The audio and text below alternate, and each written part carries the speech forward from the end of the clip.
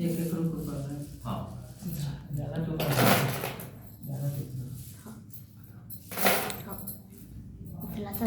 یا بنی اسرائیل اذکروا نعمتی التي انعمت علیکم واوفوا بعہدی اوفی بعہدکم وإیایا فاتقون وآمنوا بما انزلت مصدقا لما معكم ولا تكونوا اول کافر به ولا تشتروا بآیاتی ثمنا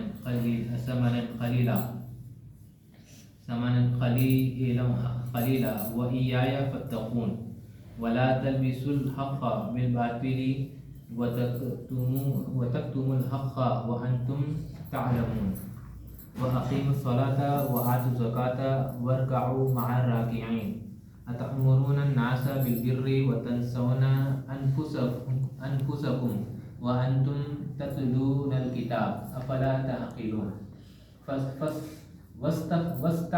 واستعینوا بالصبر والصلاة وإنها لكبيرة إلا على الخاشعين الذين يظنون أنهم ملاقو ربهم وأنهم إليه راجعون. صدق اللہ العظیم.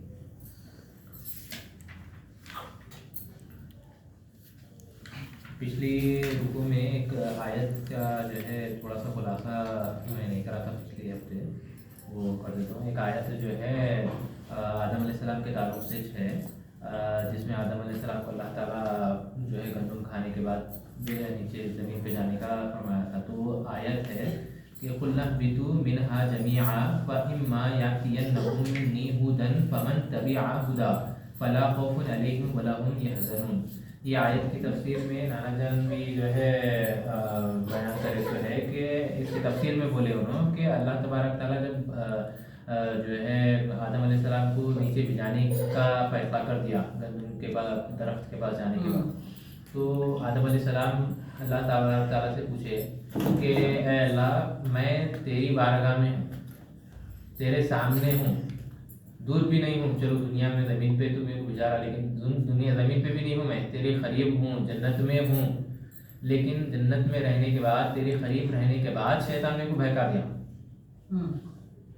تو پھر زمین پہ میری اولاد کو تو جو ہے پھر ایسے خطرناک دشمن کے ساتھ بھجانے والا ہے جو تیرے سے غائب رہے گا. میں تیرے کو دیکھ سک رہا ہوں، آج اللہ تو دیکھ بھی نہیں سکیں گے پھر حشر کے میدان تک.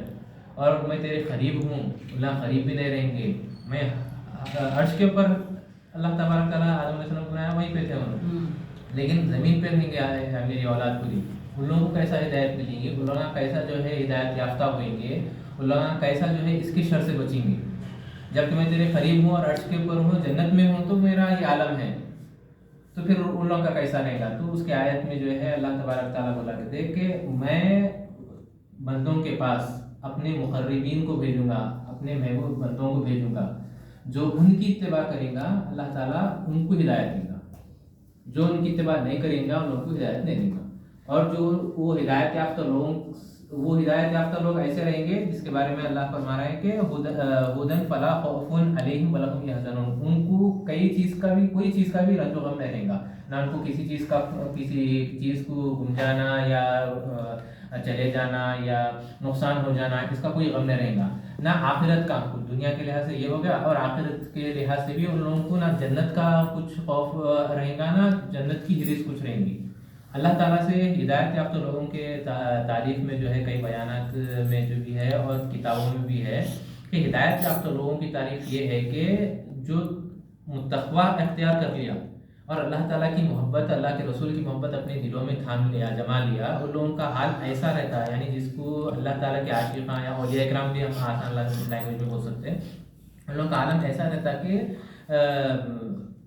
ہر چیز کے اوپر اللہ کو ایسا مکمل اختیار دے کے بولے ایسا رکھتے ہو لوگ کہ ہم مرنے کے بعد ہمارے کو تو نہیں معلوم کہ ہمارے کو مرنے کے بعد جنت ہے کیا دوزخ ہے. اللہ والے ایسا بول لیتے، ان کی کتابوں میں ایسا، بیانوں میں بھی ایسا آیا ہوا ہے ان کے کہ ہم نہ جنت کے طلبگار ہیں نہ دوزخ کے بچاؤ کے طلبگار ہیں، ہم اللہ تعالیٰ کے طلبگار ہیں. اللہ تعالیٰ چاہا ہمارے کو تو ہم دوزخ میں بھی جانے تیار ہیں، اللہ چاہا ہمارے کو تو جنت میں بھیجا تو ہم اس کے واسطے بھی تیار ہیں.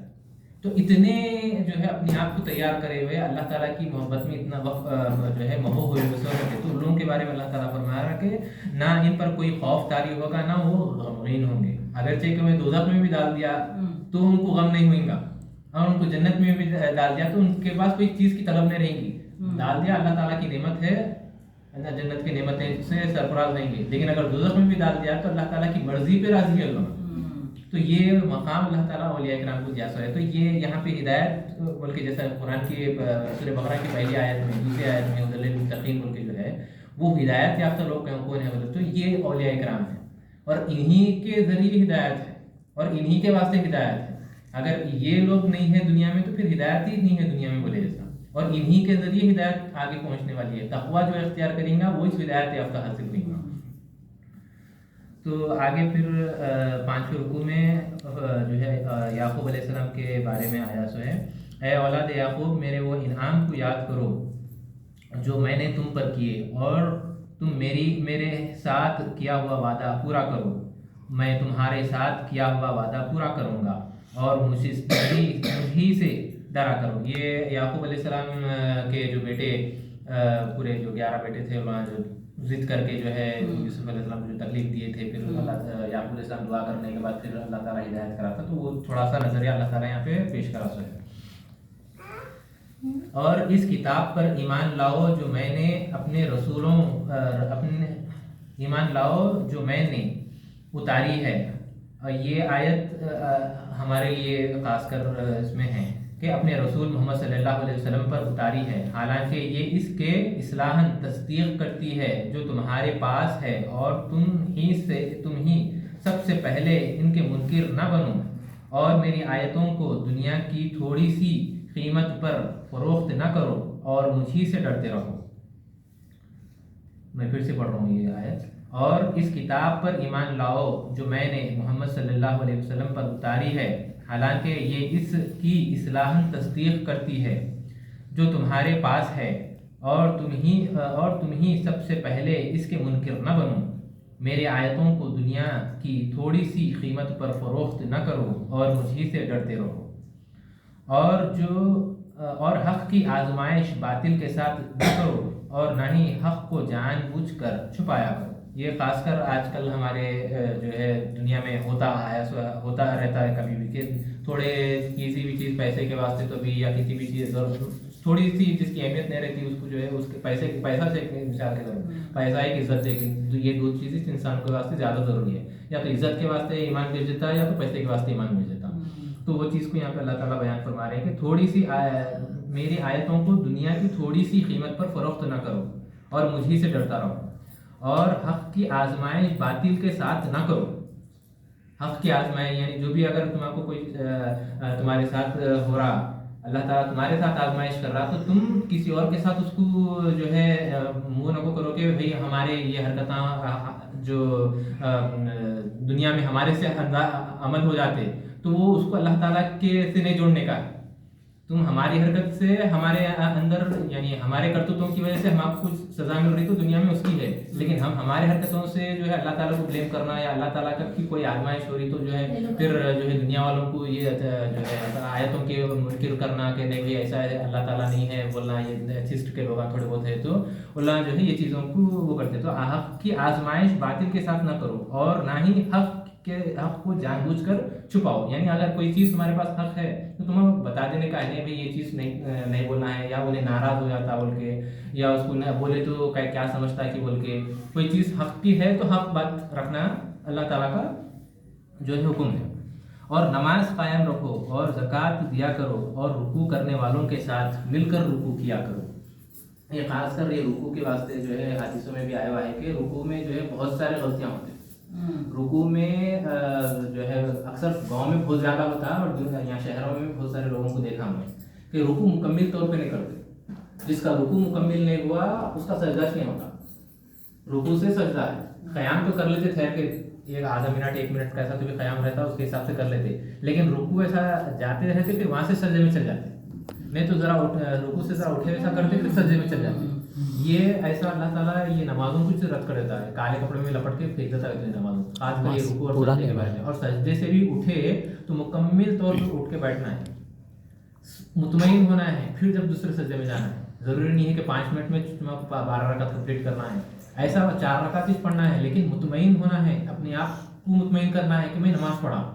نہیں تو کیسا ہوتا ہے اکثر طور پہ نماز پڑھ لیتے کیا پڑھا نہیں معلوم ہوتا، تو میرے سے بھی ہوتے غلطیاں بعض وقت. لیکن سجدے رکوع جب تک صحیح نہیں ہوتے ہم کتنے رکعت پڑھے کیا پڑھے نہیں معلوم ہوتا، کیونکہ سجدے رکوع میں جو کانسنٹریشن رہتا وہ قیام میں نہیں رہتا، اور رکعت کتنی ہوئی کتنی نہیں ہوئی ہمارے کو سجدے کے بعد ہی انالائز ہوتا. اب دوسری رکعت ہوئی کہ یا دوسری رکعت کے واسطے اٹھنا ہے یا قاعدے میں بیٹھنا ہے، اب چوتھی رکعت ہوئی یا پھر تیسری رکعت کے بعد اپنے کو اٹھنے کا ہے. یہ کنفیوژن کب ہوتا ہے؟ جب ہمارے رکوع اور سجود نہیں ہوتے صحیح. جب رکوع اور سجود صحیح ہو جائیں گے، دوسری رکعت دوسرے سجدے کے بیچ میں صحیح بیٹھ گئے، پھر اس کے بعد دوسرا سجدہ کرے، پھر رکوع سے اٹھے، اچھا پھر اس کے بعد سمیع اللہ لمن حمدہ اللہم ربنا ولک الحمد حمدا کثیرا طیبا مبارکا فیہ، اس کے بھی حدیث میں باضابطہ یہ پڑھنے کا حکم آیا. سو ایک صحابی کو جو ہے تعریف کرے کون پڑھے یہ بول کے پوچھے نماز کے بعد، تو میں پڑھا بول کے بولے، تو کچھ تعریف کر کے بولے کہ تمہارے کو دوزخ کی جو ہے آگ بھی یا دوزخ کی دھواں بھی تمہارے کو گرمی بھی محسوس نہیں ہوگی بول کے ایسا کچھ جو ہے صحابی کو. یہ پڑھنے سے تیرے کو پالتم، تیرے نسلوں کو پالتم، تیرے نسلوں کے نسلوں کو پالتم بول رہا ہے. تو اور یہ جو جملہ ہے یہ پڑھنے سے جو ہے جوائنٹس کے پین نہیں ہوتے.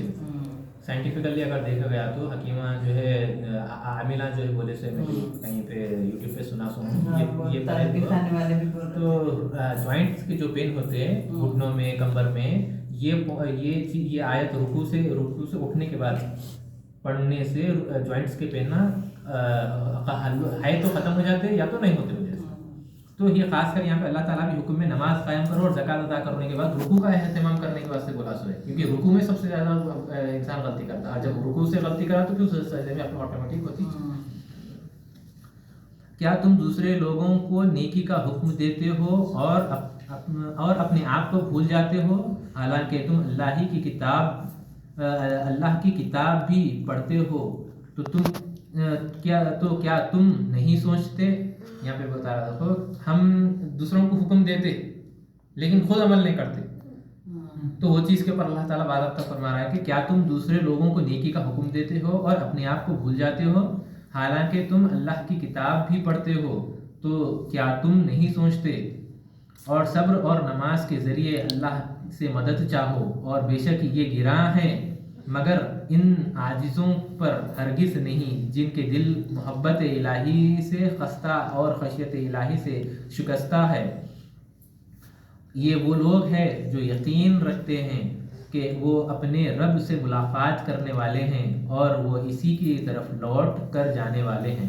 یہاں پہ پورے مومنوں کے بارے میں جو ہے آیا سو ہے. دیکھو یہاں پہ صبر کرنے والوں کی پہچان یہاں پہ بتا رہا سو ہے کہ صبر کرنے اور نماز پڑھنے والے ہی صبر اور نماز کے ذریعے ہی اللہ کی مدد چاہو، اور بے شک یہ گراں ہے یعنی ایک مشکل کام ہے. یہ صبر اور نماز کے ذریعے اللہ کی مدد حاصل کرنا بولے تو صبر کرنا ہے، اور صبر کچھ مشکل آئے تو نماز پڑھنا ہے اور رک جانا ہے، پریشان ہونے سے بیٹھنا نہیں ہے. تو یہاں پہ ایک گراں ہے بلکہ اللہ تعالیٰ خود بیان کر رہا بے شک یہ گراں ہے مگر ان عاجزوں پر ہرگز نہیں. عاجز یعنی اللہ تعالیٰ کے جو بندے عاجز بندے ہیں، یعنی اللہ تعالیٰ کے مخلص بندے ہیں جن کے دل محبت الہی سے خستہ اور خشیت الہی سے شکستہ ہے. یہ وہ لوگ ہیں جو یقین رکھتے ہیں کہ وہ اپنے رب سے ملاقات کرنے والے ہیں اور وہ اسی کی طرف لوٹ کر جانے والے ہیں.